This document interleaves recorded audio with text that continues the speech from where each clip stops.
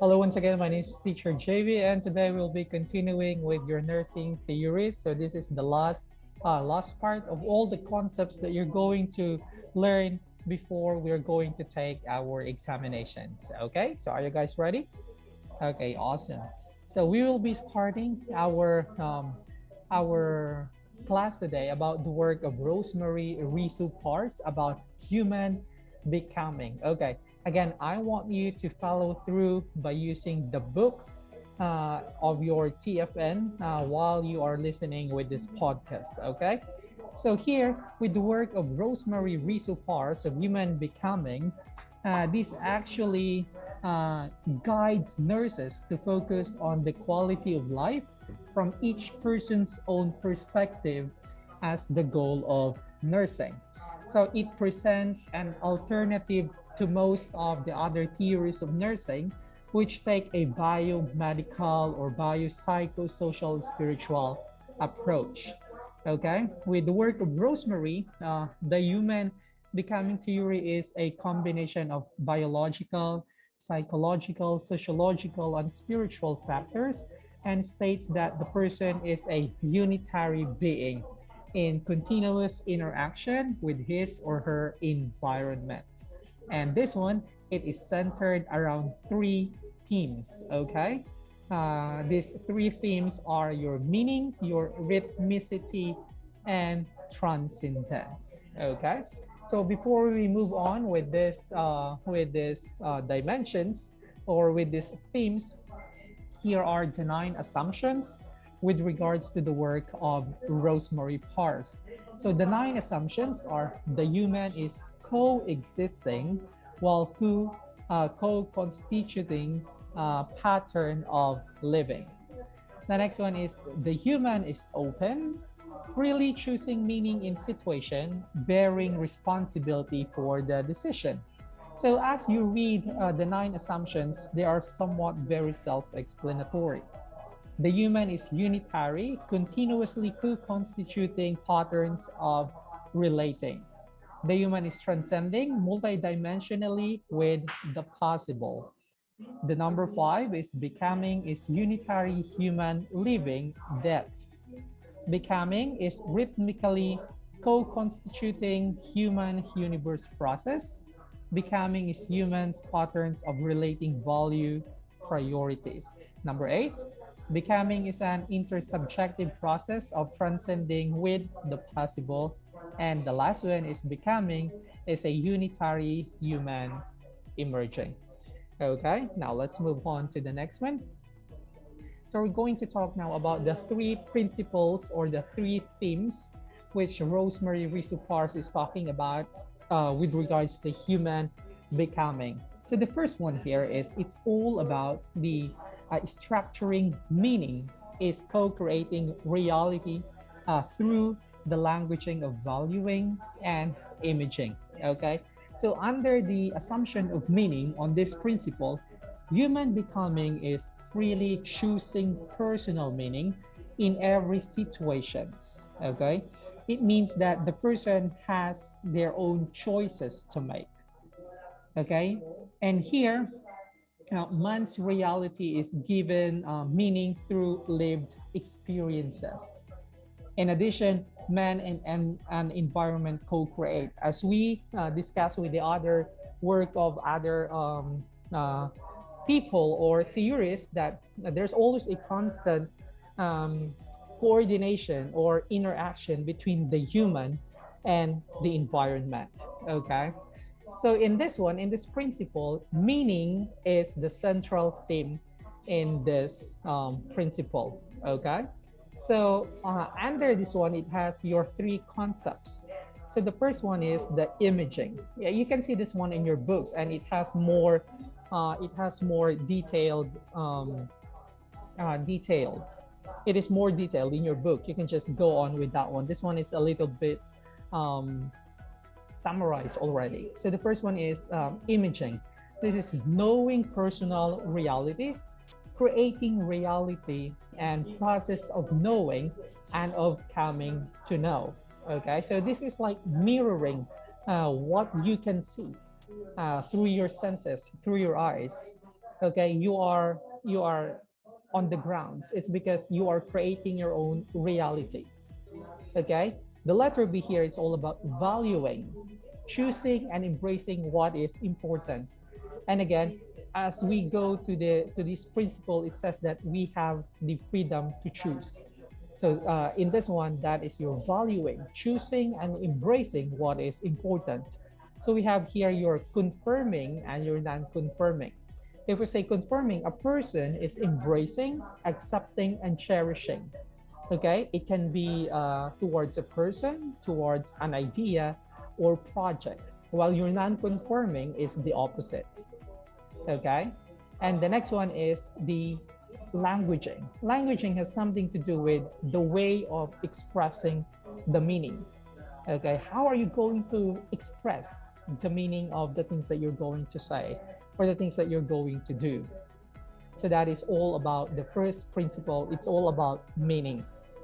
The next one is all about your rhythmical patterns or the rhythmicity. Okay. So in here, in your rhythmicity, it states that human becoming is co-creating rhythmical patterns of relating in mutual process with the universe. So it means we are creating patterns with our surrounding. Okay, in terms of our commonalities or being mutual with one another. With this one, we have three paradoxical unities. The first one is the revealing, concealing. As you're going to read this one, it means that concerns the ways person disclose and do not disclose. So with this one, people can reveal and conceal different things about themselves to different people or different circumstances. So you have the liberty. If you're going to say something, or you're going to shut your mouth or to have a mom into something, it's your liberty to do so.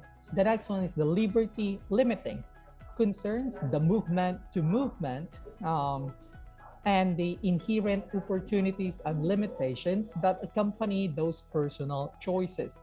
With this one, it's all about your choices, your consequences, and your discovery. So you have the power to enable this one, or you have the power to limit it. Okay. And the last one is all about connecting and separating. With this concept, it concerns the way people can be with other while at the same time being separate from them, or how people can be together without being at the same location. So this one is how you show your unique pattern of human becoming by having a connivance with other ideas, or opposing or separating the ideas of other people. Okay, so it's either if you're going to connect with the people, either you are there physically or virtually, or how are you going to separate yourself with other people or with some ideas. Okay, so this is connecting and separating concept, and this will fall upon your rhythmic patterns or your rhythmicity. The last one here is all about the co-transcending or the transcendence. Okay, and this definition, it says that with possible is powering unique ways of originating in the process of transforming. So your transcendence explains that human becoming is co-transcending multi dimensionally with the emerging possibilities. If we're going to dissect the word transcendence, it means that it is the state of excelling or surpassing or going beyond the usual limits. So it means you're going to upgrade, you're going to transcend. Okay. So it refers to reaching out and beyond the limits a person sets, and that is constantly to transform. Okay, so we have here three principles in terms of your transcendence. The first one is all about your powering. Powering is pushing, resisting process that propels person in life or people in life. So this one is you go beyond ahead with the possibilities or to risk losing something valuable, or even your life. So you have that capacity, you have that power to go beyond, and then to go beyond what is ahead of you. And you can also take the risk of what's with this possibility. Your originating is human uniqueness and ways to create their own becoming as they choose from all the possibilities that could be, that is originating. And last one here is the transforming. In transforming process of deliberately shifting one's pattern of health. From the word itself, you're able to transform. Okay. So here, for let's take for example, if people will decide to stop smoking, to stop drinking, um, or other kind of circumstances, like they will start to do some exercises, to take their medicine, or to change. Okay, it means like transforming to be better, from the word itself, transforming. Okay, so this is the third and the last principle in terms of the work of Rosemary Risupars of having or taking the human becoming. Okay, with that, let's go here. Pars set forth the following set of fundamentals for practicing the art of nursing. With this, she stated that know and use nursing frameworks and theories. Of course, you should know this one. Be available to others. This is making yourself available whenever someone needs to talk to, especially to your clients. Value the others as human presence. Okay, this is somewhat other people like trying to ignore to do. Okay, but we need to value others, especially we treat them as human beings, we treat them the same as we are. Respect differences in views. It's very important to do this one. If you still remember that I've mentioned to you from the beginning of our class that I have two rules in my room. The first one is honesty, and the last one is about respect. Okay, so if we value or if we respect the differences of other people, we can always have that very good or harmonious relationship. Okay, next one is own what you believe and be accountable for your action. I think like if you're going to do something and it went wrong, at least you can learn from it. Okay, but if you keep on doing wrong things, that is already habit. Okay, you do an action, and if it's wrong, learn from it. Next one is move on to the new, and untested. This one is a person is becoming more curious. It's having that a person is getting hungry of learning. Okay, you should always do this one. It's a nice thing to do, that you should be curious of learning new things. Connect with others. That is why, again, if we're going to remind you, this is always interpersonal relationship. That is why I am opening up with you always, and you should also open with other people. We should have a wide array of connections. Okay, and the next one is take pride in self. Okay, tap your shoulder if you did something good. Like what you do. If you don't like what you do, then you should stop. As simple as that one. So you should like what you do. If this is really your passion in terms of being or becoming a nurse, then continue doing it. If not, you look for another discipline or other course or other degree. Next one is recognize the moments of joy in struggling of living. This one is it's not how do you call this one? It is not romanticizing. This is more of looking for hope, even though we are struggling. Okay, like when you look into the eye of those people who are in the slums of Tondo, something like that. Next one is appreciate mystery and be open to new discoveries. Okay, yes, it is. Be competent in your chosen area. So if you are choosing nursing, be competent with it.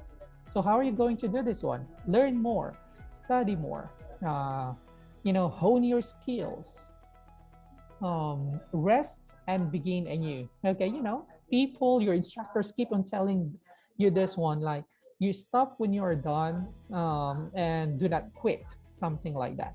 For me, this is with this statement, rest and begin anew. It's more of time management, because we have different sets of how are we going to learn things. For me, like I learn things, I learn concept sometimes late at night or early in the morning. So I set time for it.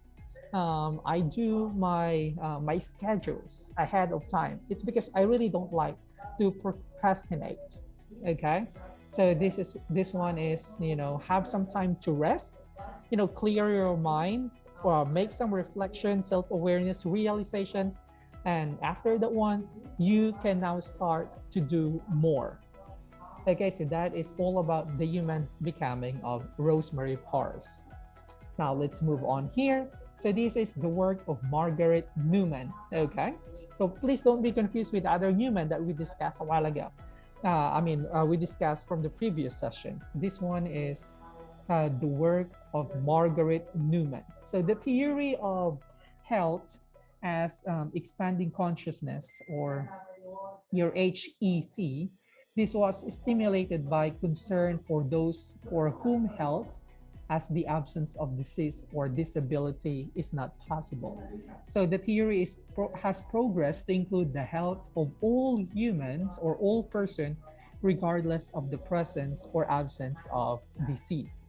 So she said here, or she defined health is the pattern of whole of a person and include disease as a manifestation of the pattern of the whole, based on the premise of that life is an ongoing process or expanding consciousness. So this one is like, having a disease, even though you in your life is already a part of our lifelong journey with this life.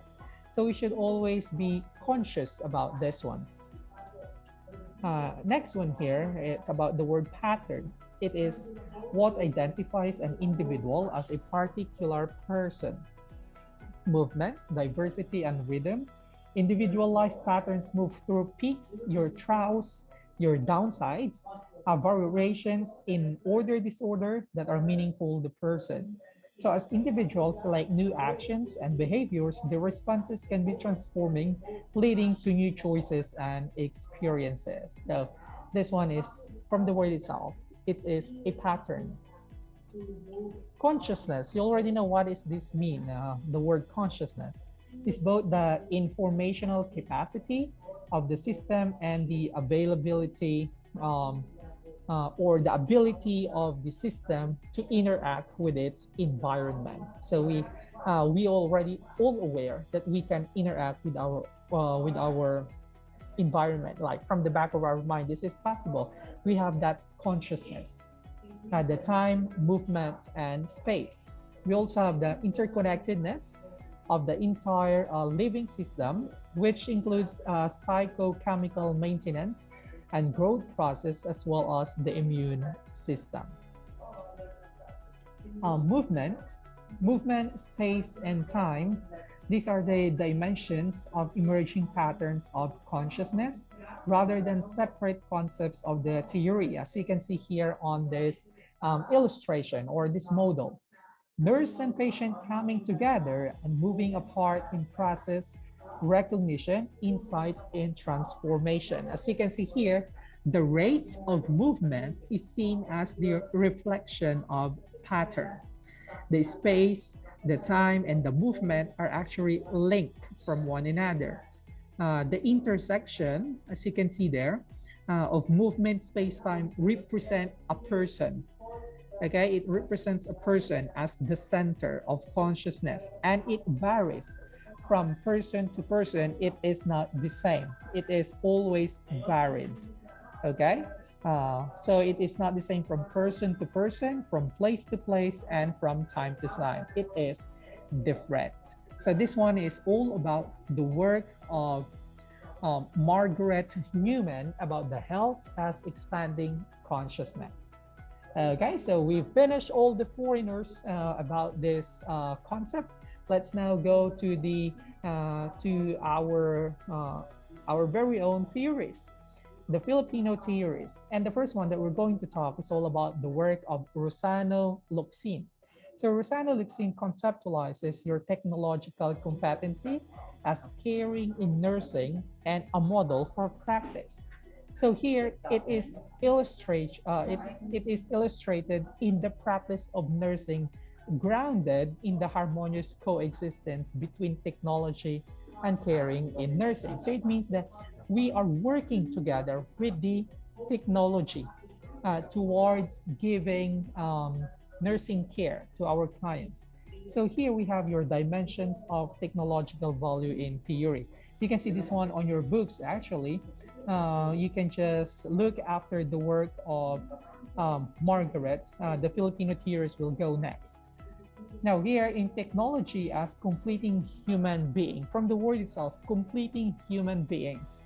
So replacement parts, such as your mechanical with the use of your prostheses, or organic transplantation of organs. If you get into um, your vehicular accident and you had your amputation, or someone you know, not you, someone you know who had your amputation, we use some prosthetics, like some prosthetic legs, to so that the person can still go on with its activities of daily living, And the next one is organic. Like this one is transplantation of organs, transplant of heart, transplant of kidney or skin, with the aid of technology.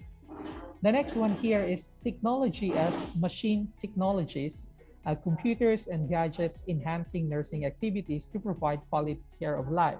I know some of you here already exposed to hospital setup, wherein we use some technologies to aid or to enhance the life of our clients. Maybe you've already seen mechanical ventilators and other some sort of equipment that will prolong the life of our client.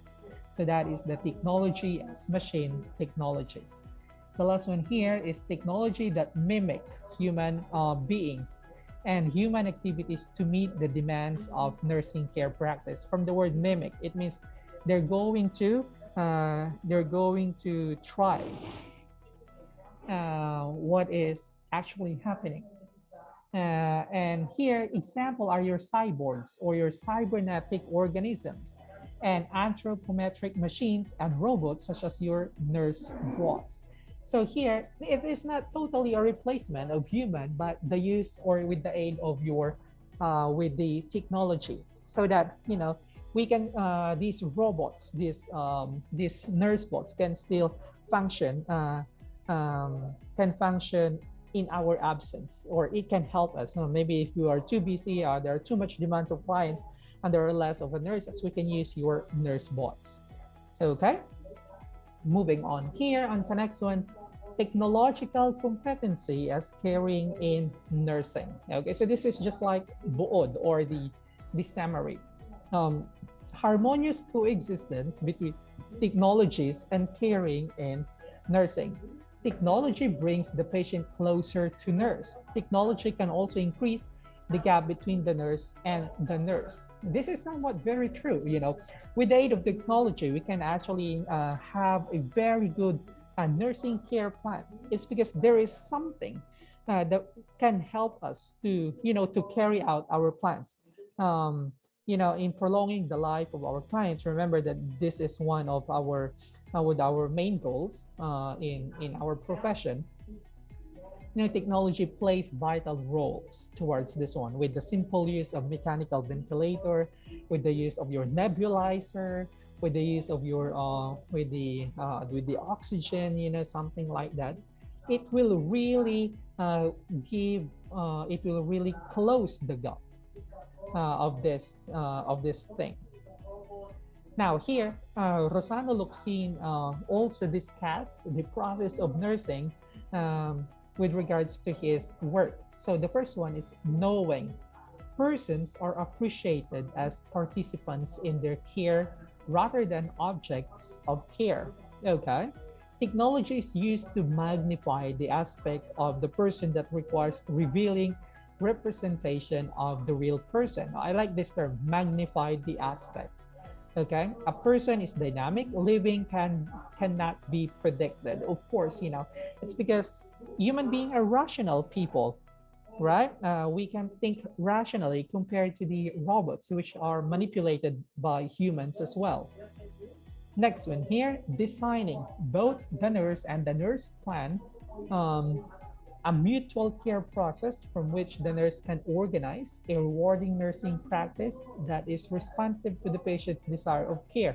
Remember that we've talked, and I've always emphasized that the nurse and the client will always work hand in hand together in order for us to achieve our outcomes or our goals. So, in designing our nursing care plan with the aid of technology, we should also involve the client itself. Okay? Letter C is participation in appreciation, simultaneous practice of conjoined activities which are crucial to knowing person, alternating rhythm of the implementation and evaluation. If we know the people who are helping us, we can appreciate them more. And we can actually have a more harmonious relationship with one another if we know the people that we are working with, and we can appreciate them as well. The letter D here is all about verifying knowledge. This is continuous circular process, demonstrate the ever-changing dynamic nature of knowing in nursing. Okay, learning a concept, if once you learn something, you will not stop there. You will learn more. You will ask more about this kind of problems or situations you're learning about. Okay, so this will not stop. Remember, the term is stagnation. We should not go to that level. We should always prosper. Our learning should always be continuous. Even though we're already done with our bachelor's degree, we keep on learning and studying things. Okay, and our study habits will also be not the same compared when we are in our college. It's because it is dynamic. Now, so we finished our first Filipino. It's all about Rosana Luxin, technological competency as caring in nursing, a model of practice. Now, let's go here. This is the work of Dr. Carolina S. Agravante. So this is the Casagra Transformative Leadership Model. Okay, so Dr. Carolina is actually a nun. Okay, so here it says that focus on type of leadership in nursing that can challenge the challenging world. Oh, this one is a very good a quote. Now, the main proposition for her work is psycho-spiritual model, which was an effective means for faculty to become better teachers and servant leaders. It means has something to do with your psychological, your mentality, and also your connection to your God or your spiritual. Okay? With this, if we're going to merge it together, she's saying that there's going to be a better teacher and servant leader relationship. Okay? Next one is care complex is a structure in the personality of the caregiver that is significantly related to the leadership behavior. Okay, so your care complex is a structure in the personality of caregiver that is related to the leadership behavior. It is an effective modality enhancing the nursing faculty's servant leadership behavior. Vitality of care complex of the nursing faculty is directly related to the leadership behavior. Okay, so it's very important to have that very open kind of leader, and just like being a sponge, he or she will just absorb things and then eventually learn these things and then talk together as a team or as a unit if you're working in a ward or special area. So that is about Dr. Carolina Agravante. The next one is about the work of Sister Letty Kwan. about the retirement and role discontinuities. Okay. Basic assumption and concept. Your psychological age is the endurance of cells and tissues to withstand the wear and tear phenomenon of the body. So this is like our, yeah, our physicality, our physical look, our physical attribute. Okay, it depends on our physiological age. Some individuals are gifted with strong genetic affinity to stay young for a long time. Now, they're so blessed, right? You know, that even though they're already like in their 50s or in their 60s, they're still look young, okay? They're still fresh. Now, role, set of shared expectation focus upon a particular position, include beliefs about what goal or values the position incumbent is to pursue, and these norms that will govern his behavior. Set of shared expectations from the retirees, socialization, experiences, and the values internalized while preparing for the position as well as adaptations to the expectations socially defined to the position itself. Basic assumptions and concepts. Change of life. It is the period between near retirement and post-retirement years. This equates with the climacteric period of adjustment to another tempo of life. This is like, you know, you're looking forward already of your plans. What are you going to do after working so hard, after working for more than 40 years of your life, of your entire career? You're already on that state, okay? That are you going to rest or find a new job maybe, or find a new hobby, or go to a new place? It's because you're already aging, something like that. Or are you going to focus um, on taking good care of your family or your grandchildren maybe?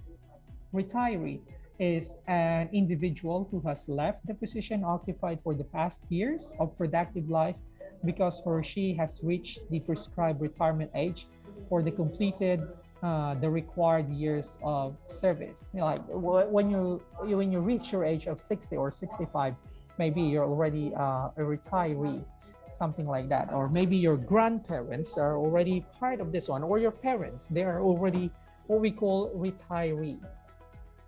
Role discontinuity. This is the interruption in the line of status enjoyed for role performed. The interruption may be brought about by an accident, emergency, and change of position or retirement. So this one is you're working for a certain role, maybe like a leader or the, how do you call it, a coordinator or dean or instructor. And then there's an imminent circumstances that happen, like maybe emergency or accident, or that change your role as this one. Okay, or you are transferred to another ward, maybe like you're working for so long in pediatric ward, and your role is to becoming is taking care of the kids, and then you were transferred to operating room, which this one is a very different kind of area. So there's like a role discontinuity. Coping approaches, interventions or measures applied to solve problematic situations or state in order to restore or maintain equilibrium and normal functioning. So these are maybe the things that you can do in order for you to cope with maybe the discontinuity or the requirements. Okay. Determinants of positive perceptions in retirement and positive reactions of your discontinuities. So what are the things that you can do actually? So in order for you to survive, or to have a lighter mood if these things happen, if you get retired or you get discontinuation of your role. So the first one here is health status, refers to a physiological and mental state of respondents, either sickly or healthy. Income refers to the financial affluence of the respondents, which can be classified as poor, moderate, or rich, or elite. Okay. So here it can also be determined as your work status. Okay, if you are on probation, you're permanent, you're part-time, or you got how do you call this one? You were axed to your work, okay, and whatnot. Family constellation means the type of family composition described either as closely knit or the extended family. You know, the Filipinos are very fond of this one, having extended family where your grandparents, your uncles, your aunties, your cousins are living in one place, okay? Where three or more generations of family members live in one or distant family, whose members live in separate dwellings, or nuclear type of family where only husband, wife, and children live together. And also your self preparation. So these are the determinants of positive perceptions of retirement and positive reactions of your discontinuities. Okay, here we're going to talk about the work of Carmencita Abakin. Okay, about the concept of prepare me. So this one is more of the interventions and the quality of life of advanced progressive cancer patients. Okay, prepare me is more of a holistic nursing intervention for your client. These are the nursing interventions providing to address the multidimensional problems of cancer patients that can be given in any setting where patients choose to be confined. Emphasizes a holistic approach to care of nursing. So this one is more of taking good care, or how are you going to interact or approach, or how are you going to prepare a client with cancer. Okay. Components is presence, you know, being with another person during the times of need, therapeutic communication, active listening, and touch. These are very important, especially if your clients are old people, you know, like where their family members are and abroad, or they are somewhat limited to visit them in the hospitals or institutions. You know, your work as a nurse is very important. Like you can be available so that they can talk to you. You know, you can listen to them, and with the use of your hand, you know, with your gestures like tapping their shoulders, holding their hands while talking to them, it can actually help them a lot, and it means a lot to them.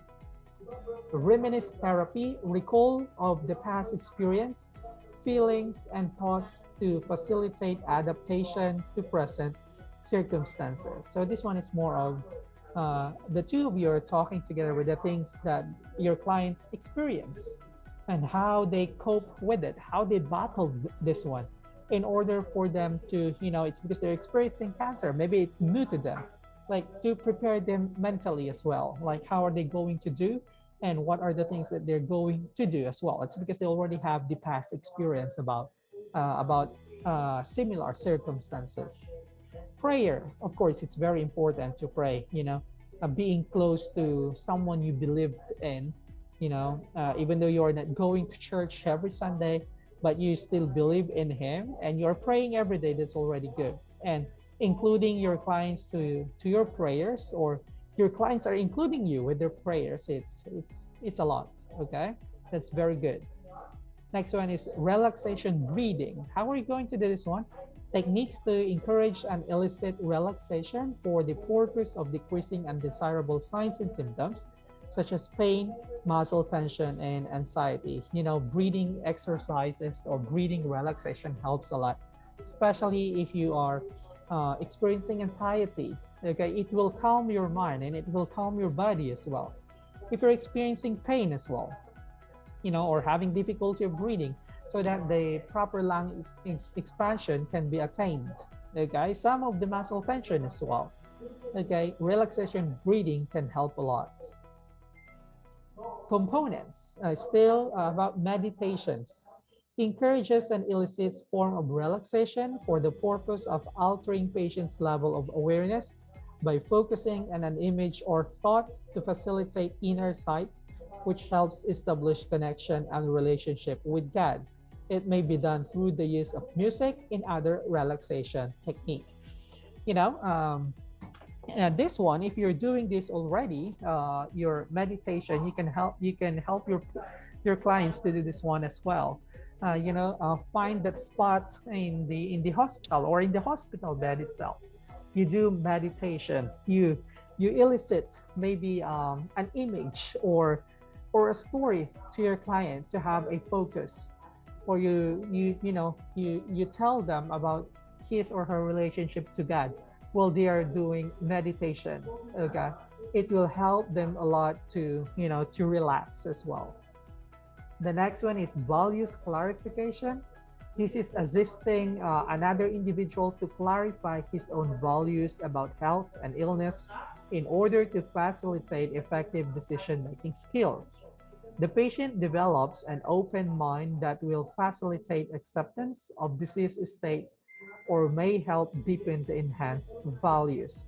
If your patient or if other patients are struggling about values or having a different view about something, and you know that that view is not helping or it is somewhat wrong, you teach them, you enlighten them about this one, you clarify these things to them in order for them to have a new insight, or in order for them to remove the insight that is wrong.